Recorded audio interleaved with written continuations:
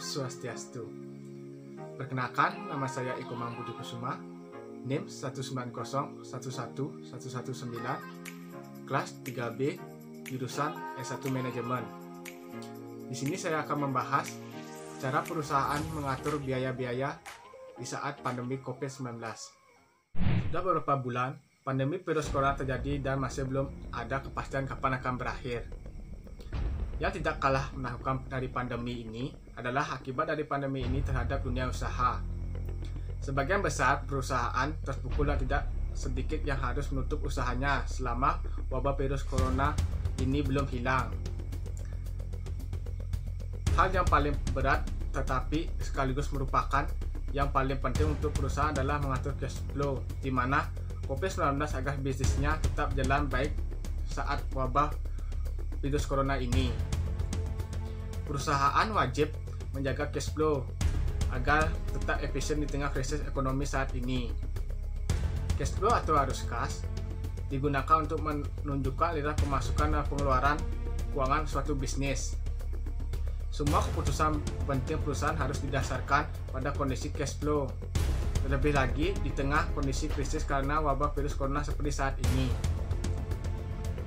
Lalu bagaimana cara agar perusahaan bisa mengatur cash flow atau biaya-biaya di masa COVID ini agar tetap efisien? Di sini saya akan memberikannya.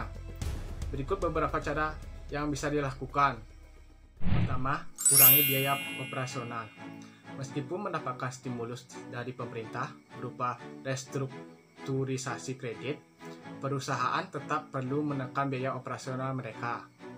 Pemilik usaha mikro perlu mengetahui seluruh biaya pengeluaran seperti gaji karyawan, biaya penjualan dan pemasaran, biaya akuntansi, biaya produksi, biaya perjalanan, biaya sewa gedung, biaya pemeliharaan aset, biaya pembelian inventaris, biaya pengiriman, dan lain sebagainya.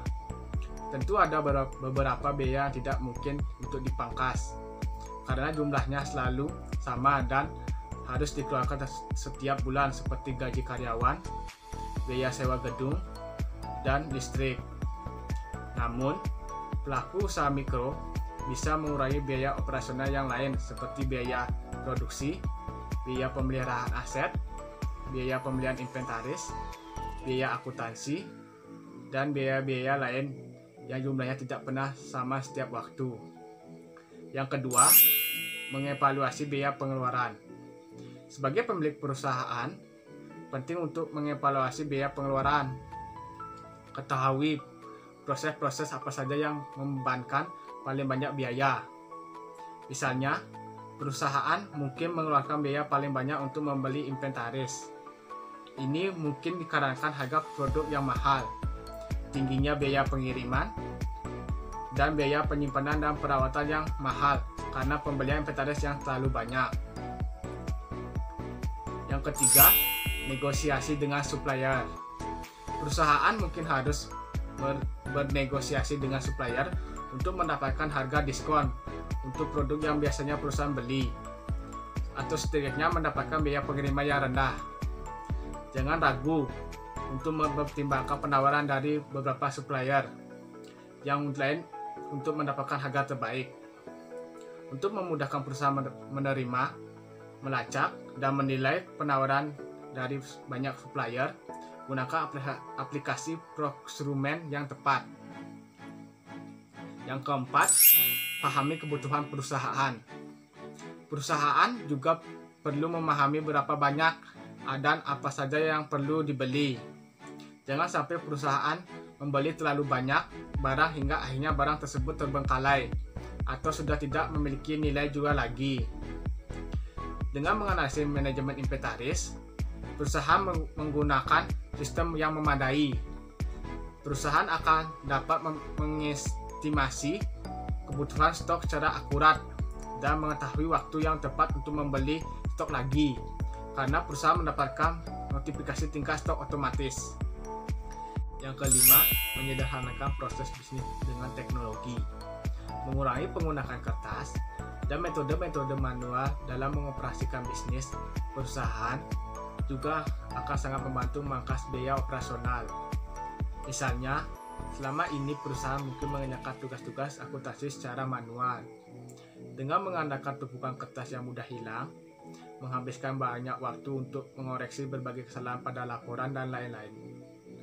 Namun, dengan aplikasi keuangan yang tepat, perusahaan dapat membuat laporan keuangan ini secara otomatis di sistem, menganalisis anggaran, dan bahkan mengestimasi pendapatan. Yang keenam, menunda ekspansi bisnis. Jika perusahaan sudah memiliki rencana untuk mengekspansi bisnis dengan menambah cabang di kota lain, sebaiknya tunda dulu rencana tersebut sampai situasi membaik. Ekspansi bisnis membutuhkan modal yang sangat besar, dan perusahaan mungkin bisa menggunakan modal tersebut untuk kebutuhan lain yang lebih penting saat ini. Misalnya, perusahaan bisa berinvestasi pada bisnis manajemen software untuk memudahkan perusahaan menganalisis laba rugi bisnis, menggunakan untuk optimasi digital marketing, atau menggunakan dana tersebut sebagai dana darurat, itu menyiapkan anggaran darurat. Perusahaan tidak pernah tahu kapan wabah COVID ini akan berlalu dan kapan aktivitas bisnis dapat berjalan normal kembali. Jadi, perusahaan perlu memikirkan rencana cadangan untuk mempertahankan perusahaan di saat krisis ini. Anggaran darurat diperlukan untuk dapat memenuhi kebutuhan-kebutuhan yang tidak dapat diprediksi. Misalnya penjualan menurun, namun di saat yang sama, perusahaan harus tetap menggaji karyawannya, atau dikarenakan biaya bahan baku atau pengiriman yang melonjak.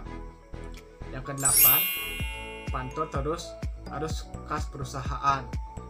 Dengan memonitor arus kas perusahaan, perusahaan akan dapat mengetahui aliran dana yang masuk dan keluar.